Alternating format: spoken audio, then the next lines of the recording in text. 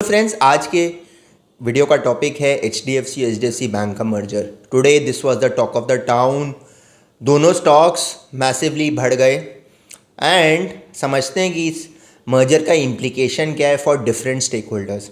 सो HDFC bank दोनों one of the best run Indian companies हैं with the corporate governance perspective. और अब दोनों को मर्ज कर दिया जाएगा, so this creates the third largest company in the whole country and इसमें बहुत सारे सिनर्जीज हैं। So for example HDFC limited जो फिक्स डिपॉजिट्स में पैसा उठाती थी because it was a non banking finance corporation, वो HDFC बैंक से जो FD रेट्स मिलता है उससे 1.5% ज़्यादा था।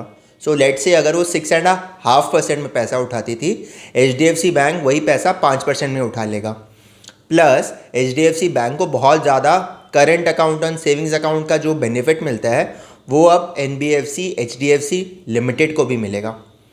Certainly a lot of synergies, but इससे और क्या क्या इम्प्लीकेशंस हैं समझते हैं।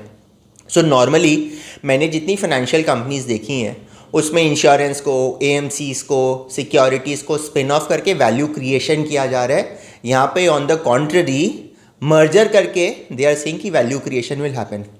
The company has gone on record saying कि 6 to 7 years अर्लियर इनको इस मर्जर में कोई वैल्यू नहीं दिख रहा था, आज दिख रहा है।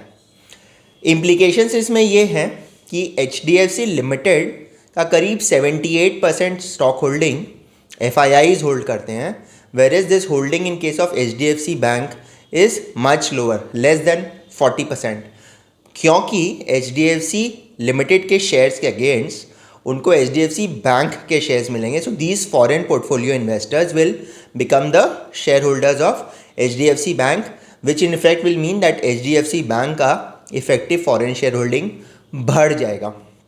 Will the regulators allow this? And there are a host of regulatory approvals जो चाहिए, RBI का, SEBI का, पेंशन फंड रिक्वायरमेंट्स जो है PFRDA का है एंड कॉम्पिटिशन कमीशन। इसके वजह से इस मर्जर में 1.5 साल लगेगा। सो देव एनविसाज लाइक FY24 का Q2 Q3 तक ये मर्जर होगा। प्लस ये जो इन्हांस बैलेंस शीट है, सो आज के डेट में HDFC लिमिटेड का जो बैलेंस शीट है उस पर ना CRR का रिक्वायरमेंट्स है, ना SLRR का रिक्वायरमेंट्स है, ना प्रायोरिटी सेक्टर का लेंडिंग करना है, बट अब वो सारा रिक्वायरमेंट्स होगा जिसके वजह से इनका कॉस्ट ऑफ ऑपरेशंस बढ़ जाएगा। Of the combined entity HDFC bank जो कंबाइंड एंटिटी होगी उसका net interest margin for the short run गिर जाएगा।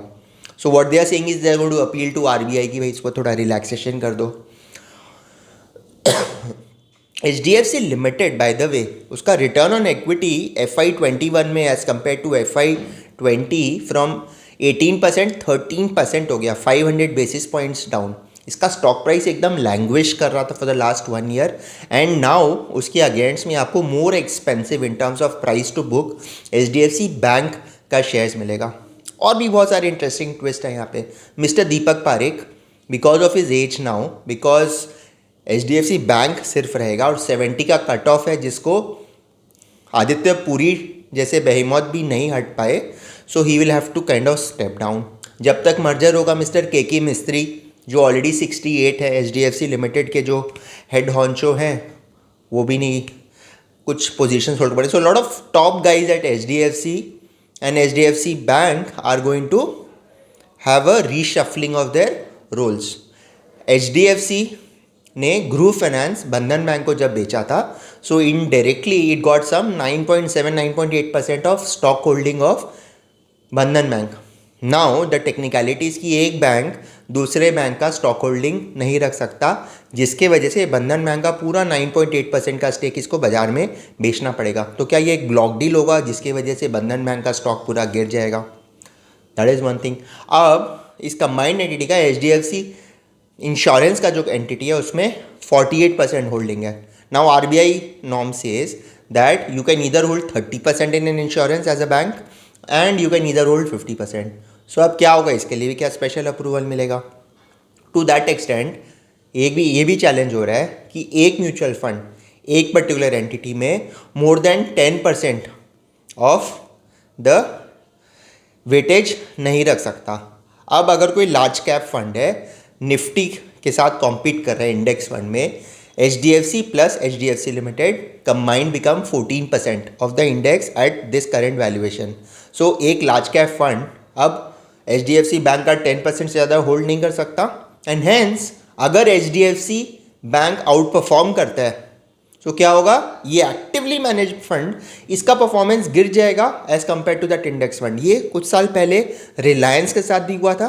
Because of this 10% cap, mutual funds index fund से पुअरली परफॉर्म कर रहे थे, बिकॉज रिलायंस का भी वेटेज इंडेक्स में 14% हो रहा था. तो इंडेक्स फंड तो पूरा इंडेक्स को रेप्लिकेट कर लेते हैं. They got the same return which Reliance also got as an outperformer, and mutual funds का रिटर्न गिर गया. सो यहाँ पे बहुत सारे इंप्लीकेशन है. इतने एम्प्लॉयज़ हैं, इनका क्या रैशनलाइजेशन होगा, वॉक इन कस्टमर्स को अब हाउसिंग लोन दिया जाएगा, एक्सेट्रा एक्सेट्रा. तो देखते हैं. I mean it's a very interesting time कि क्या होगा. आज तो स्टॉक मार्केट ने दोनों को थम्स अप दिया. नॉर्मली एक मर्जर में एक एंटिटी को बहुत बेनिफिट होता है, दूसरे एंटिटी को उतना बेनिफिट नहीं होता है. How is it that a deal is win win for both? Only time will tell. यहाँ पे क्या there is something more to it than what meets the eye. Let's see. और आपका इस डील के बारे में क्या व्यू है, इसे कमेंट सेक्शन में लिखें. Thank you.